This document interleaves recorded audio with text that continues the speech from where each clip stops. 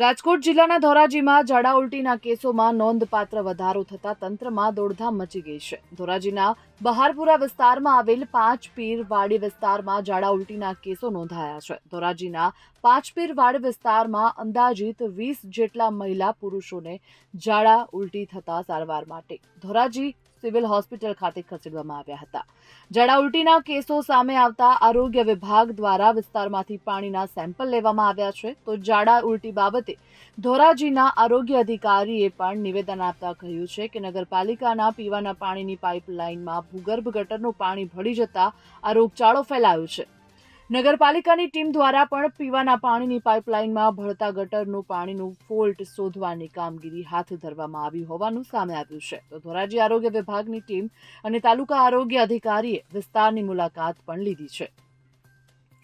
Bureau report, Gujarat fight news.